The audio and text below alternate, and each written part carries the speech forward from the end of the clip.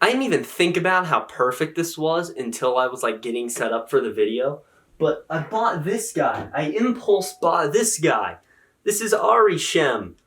And I thought the movie was mad, but it had some cool Lego sets. And so, yeah. So, I guess this is the perfect video for him to just be sitting back here for.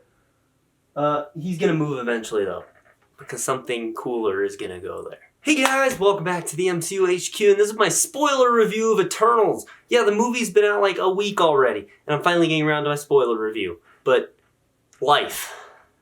Stuff gets in the way. So what I'm going to do for the spoiler review is I'm not going to do a beat by beat of the movie. I'm just going to talk about certain things that come to my attention that I want to talk about, and I'm basically taking the script I had for my non-spoiler review and just going through it and then just talking everything spoiler related kind of based off that, because everything I want to talk about spoilers I alluded to in that review. Now, one thing, I do want to see the movie again, and I might do like not like a re-review, but kind of like a touch base after seeing it twice. Be like, here are my thoughts now. But this is, I've had a week to process it. Some of the things, it's kind of settled for me. Some of the things I've started to like a bit more. Some of the things I've started to like less. So at the time of the spoiler review, this is probably my most accurate thoughts on the movie. Although my thoughts on it really have not gone up that much since my actual review a week ago. So yeah, as I said, one of my lesser favorite Marvel movies. I gave it a C- in my review. I'm one of the people who didn't think it was that great. I still stand by that. The things the movie wanted to do, I appreciate. I just think it fell flat in doing some of those things. So now let's talk about some of those specific things that I couldn't touch on in my non-spoiler review. Alright, characters. As I said, Druid was great, Makari was great, I love those two. Kingo, I also saw I really liked. And I liked him up until the end when they kind of destroyed his character. And here's what I want to talk about with Kingo. Kumail Nanjiani is in this movie, for most of it actually, all the way up until the third act, at which point he's like, nah, I don't want to do this, and he just leaves. He doesn't show up for the fight, and then he just shows up at the end of the movie. He's like, hey, I'm here, I helped. No, he didn't. And so Karun, his little valet, Karun's a funny character, although I did say that there were points where I just want Karun to stop. Like when he had 4 cameras on him during the fight and they just kept breaking the cameras, they kept pulling a new one out. That gag didn't need to go on as long as it did. Just give him like 2 cameras and then just call it. He didn't need to have the big camera and that smaller camera and that camcorder and then like his phone or something. Just 2 cameras, just joke's over. It went on longer than it needed to.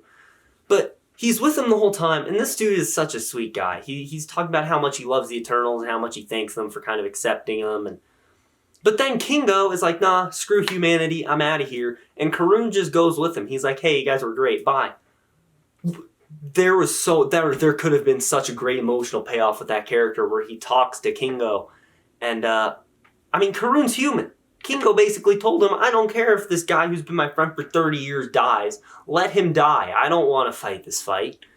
Karun could have talked to him. There could have been some emotional payoff there, but instead they just leave with no payoff to that character at all. He just leaves the story and then comes back at the very end as if he helped out. And I really, really did not like that. And I do want to give another shout out to Lauren Riddeloff, who's barely in the movie and brings such a presence with her physical performance because she doesn't have any dialogue because she's deaf, that she just stole the show when she was on screen. She was great. And Icarus. Okay. I liked Icarus. Not gonna lie, I liked Icarus. I think I've also kind of started to like Icarus a bit more since I first saw the movie. I don't love Icarus though. Not gonna lie. I didn't love him. A lot of people are praising him, talking about how awesome he is. I just don't feel that. I thought he was fine. Richard Madden gave a great performance, and I think the parts when Icarus gets to show emotion are cool. But sometimes he doesn't. Although I will say, when he got to, though, Richard Madden sold it. When Ajax died and he screamed and shot the lasers out of his eyes, that was awesome. The part when he was getting misty-eyed talking about birthing the Celestial and all that. Some really, really, really cool things. And here's the thing, I haven't read the comics, so I didn't catch this reference. but I saw it a bit earlier, and it's really cool when he breaks out of the trap that I think it was Fastos put him in, and he shoots his beams up into the sky like this. That's his comic pose, and it looked really cool, and I'm glad that they got that little nod in there. Now, Icarus flying into the sun, I liked that. I thought that was a cool way to end his character, of having him live up to the legend in a way. It was a bit quick, though. I think I would have preferred a bit of, like, just something in between. It seemed like he was just there, and then next moment, he just committed self-die. I think I would have preferred maybe something in between. And his last moment with Cersei, when he couldn't kill Cersei, which, by the way, Cersei, terrible protagonist. She was so boring. There was no chemistry between her and Richard Madden, which I find funny because they're friends in real life. Like they've hung out. Like they've said in interviews that Gemma Chan, Richard Madden, and Kit Harington would all, like, they've hung out for years. Like they're not just becoming friends now. They've been friends for a while. And yet there was no chemistry between any of them in this movie. The only time I ever felt something was the ending when Icarus was about to kill Cersei and couldn't do it. That was the only time I ever felt anything for those characters, but even that's pushing it. It was the most boring relationship, and it's funny that that was the centerpiece of the film, because it sucked. It's one of my biggest issues with the movie. What was going on? Like, why was that such a bad relationship? Don't put something that bad at the center of the movie. It's not going to go well. And I said in my original review that 6 of the characters didn't really work for me, and those were Sprite, Thena, Ajax, Gilgamesh, Fastos, and Cersei. And I still stand by some of these. Cersei did not work for me. Thena was cool when she was on screen, but she was the most underdeveloped character in the movie. I didn't really resonate with that character. I thought she was one of the lesser characters. Ajax just got nothing. I didn't feel anything when she died. All like 27 seconds of screen time she had. I think Gilgamesh and Fastos I've come around on a bit, but the character I've really started to understand, she's not one of my favorite characters, but I've started to understand Sprite a bit. And let's get into the uncomfortable relationship in this movie, the uncomfortable romance, because there is a love triangle. It's not even a love triangle. Okay, so Cersei, well, Icarus likes Cersei, Cersei likes Dane, and Sprite likes Icarus. So, is that a love rectangle? Might be. Yeah, so Sprite likes Icarus. I didn't like this. Now, yes, I get it. Sprite is 7,000 years old. She's not a child, although she looks like a child. So I guess, in a way, her being mad in love with Icarus to the point that she's willing to betray all the Eternals is fine, but it's just really uncomfortable to watch, because what you're seeing is this... How old is Liam McHugh? Hey, what you're seeing is this 16-year-old girl, who I guess was 14 at the time they filmed it. So what you're seeing is this 14-year-old girl, 14, 15, who is mad in love with a 35-year-old man, and is willing to betray all of her friends to get a chance to get in bed with that man.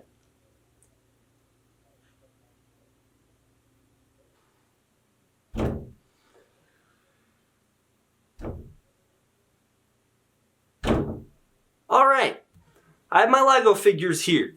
This and this.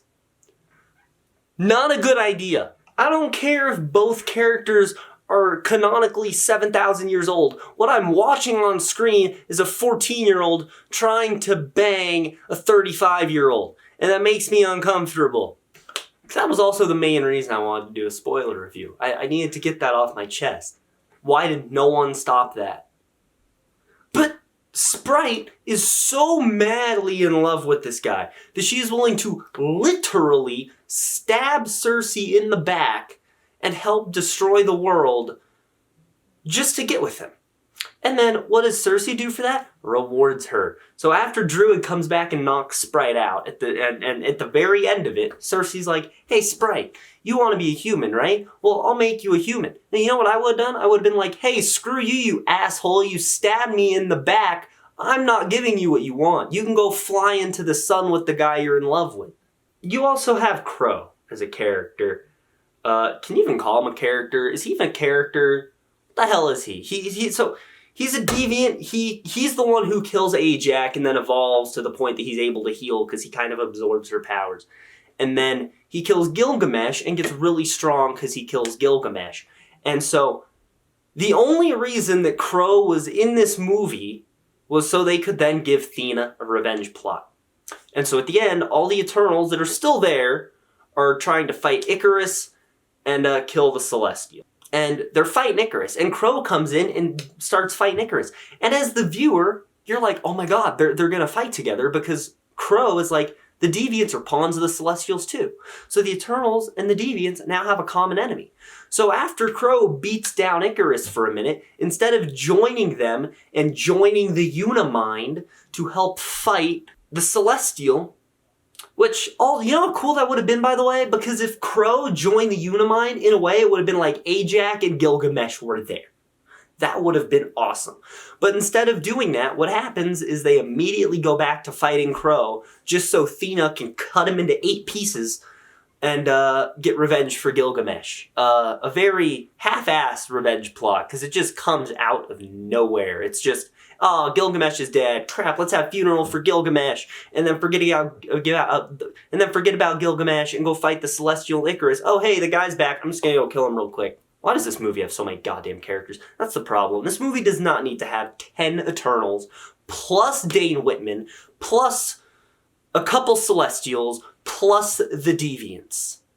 It did not need all that. And that's honestly the issue I feel like we're going to have with No Way Home, is it's doing the same thing. 3 Spider-Men, Doctor Strange, Daredevil, 6 villains. Right? I mean, we saw how, 14 characters worked out in this movie, trying to give them all storylines. How come Infinity War and Endgame are the only MCU movies that have handled a bunch of characters super well? Alright. A section that this is probably thing, as I talk about this movie, this is the thing I get most confused about. Some of the character writing in this movie makes no sense. There is a amazing scene with Phastos in Hiroshima after the bomb goes off. And Phastos is crying in the rubble because he feels that he led them in the direction to make the atomic bomb and kill millions of people. So he feels responsible for this bombing, and that leads to him cutting himself off from his powers, kind of, and having a family and just trying to live a peaceful life. Cool, that's awesome. At the moment I saw that flashback, Phastos became one of my favorite characters in the movie. But then, I don't even know if it was 2 lines later, I think it was 1 line later, he then said that humanity is not worth saving. But he was just the guy who said it wasn't humanity's fault, it was his own fault. So how did he 180 so fast? It doesn't make any sense. It's like they had to cram his tragic hero story into 2 minutes of screen time because they had other stuff to do in the movie. And I realized that you don't do the Getting the Band Back Together movie as your first movie. Because when you do the Getting the Band Back Together movie with this many characters, 2 hours of your 2.5 hour runtime is about getting the band back together, and then you don't really have a lot of time to get to know them, do you? They probably should have just stuck together throughout the entire movie. Probably would have worked out better. And yeah, like I said in my non-spoiler review, things happen to characters in this movie very early on that you're supposed to feel sad about, and then you don't. And the first of those was in Babylon? I think it was when they were in Babylon. Actually, no, it might have been Tenochtitlan. And anyway, it was when Athena's programming, whatever it was, went wrong, and she started attacking the Eternals, and she stabbed Makari, and then Gilgamesh punched her and knocked her out. And then it cuts to this room, and Ajax is like, we're going to have to wipe your memory. And Athena is crying about it, which, just by the way, man, the cast all around brought it in this movie. There was not a weak performance in here. They were all incredible. And Angelina Jolie did everything perfectly in this scene, and the writing did her so dirty because she's crying, she's super emotional, she doesn't want to lose all her memories. I mean, she has almost 7,000 years of memories. She doesn't want to lose all those. And they're like, yeah, we're going to wipe your memory. You almost killed Makari. We can't trust you. And all the Eternals are sad about it, Dina's sad about it, and as the viewer, I'm sitting there with a face full of nachos saying, why do I care? I don't know who these characters are. I just met them 5 minutes ago, and all I've seen them do is fight. I don't know who they are. I really don't care. Am I supposed to feel something? Because I don't. And the other time that happened was when Ajax died, because they get to the farm and they find Ajax's body. And it's like, yo, Ajax dead. And I'm like, no, she's not. I've seen her in the trailers. She's not just in flashbacks. And so then, like, Sprite's all sad, talking about her great memories with Ajax. And that's like, that's the last time I saw her, and all that. And they're all emotional. And I'm sitting there like, 7 seconds of screen time that Ajax had. I honestly don't know who this character is. I did not know that Ajax's main and really only ability was healing power until I Googled it after the movie. That's how little you know about some of these characters. I thought she had more powers beyond that. When she fell into the pit of deviance, I was like, oh, she's gonna go down fighting. No, she ran away, then got shanked by Crow, and then died. So I'm like, yeah, okay, there's more Salma Hayek in this movie. I've seen her in the trailer. Nope. That was a flashback too. That was a flashback to later in the movie. But, I mean, as I said, the scene when she dies and Richard and Icarus brings her body back, that was a pretty good scene. When he screamed and his eyes shot. But yeah, he wants to kill Ajax because what Ajax did is that she doesn't want to do what the Celestials want. She's like, hey, I just want to, I want to save humans. And Icarus is like, yeah, we can't do that. You're dead. That was honestly kind of a cool motive, not gonna lie. God, I hate that I got that spoiled for me, though. Because friggin' people on YouTube are like, hey, Icarus versus Eternals. I'm like, so he is the bad guy. Alright, twist of this movie. I have said the twist of this movie sucks balls. Not because it's a bad twist, but because of how they do it. It is literally show, don't tell. What happens? The orb goes into Cersei. And then Cersei gets to speak with Arishem.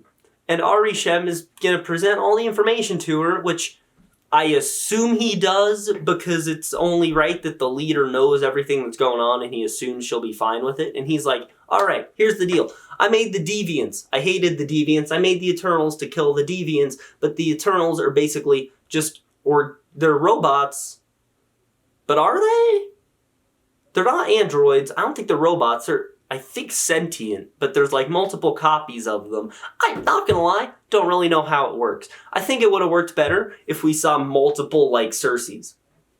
But we don't. So, then he's like, and basically, what we just need is a massive energy burst, and what it does is that it'll birth a celestial because we put a little celestial egg in the core of every planet, and the celestial will burst out of the Earth, and then that'll allow the celestials to make more galaxies and more planets and bring billions upon billions of more lives at the sacrifice of what is essentially just a few lives in their mind. And so then the movie sets up the premise of, are humans worth saving or not? Actually, no. They don't set up the premise of are humans worth saving or not. They set up the premise of should we save the humans or not. As a human, I don't think humans are worth saving. That said, I want to live. So if someone said, well, should we save them or not? I'm going to be like, hell yeah, you should save them. I don't want to die. Plot hole time.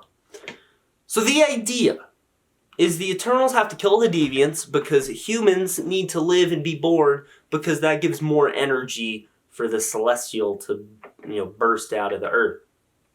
And so pretty early on in this movie and in the trailer, they say that the reason that we have not seen the Eternals yet is because they're not allowed to interfere in anything unless Deviants are involved. But what they really mean is that the Celestials aren't letting them interfere in anything that would set back their plan, right? They need to keep humans doing their thing so that way Celestials can be born. So why the fuck didn't they fight Thanos? Because Thanos killing half of all life in the universe set back the Celestials' plan because half the people who were needed to give the Celestial energy were dead.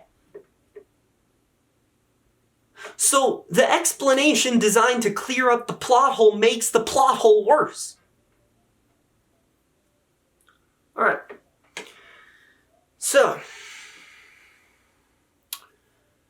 it pains me that in this review I'm going to compare it to Wonder Woman 1984 because Wonder Woman 1984 is one of the most disappointing movies. One of the biggest disappointments of my life, really. Yeah. I was not involved in that movie, and I'm still embarrassed about that movie. The secondhand embarrassment for Wonder Woman 1984 is so bad.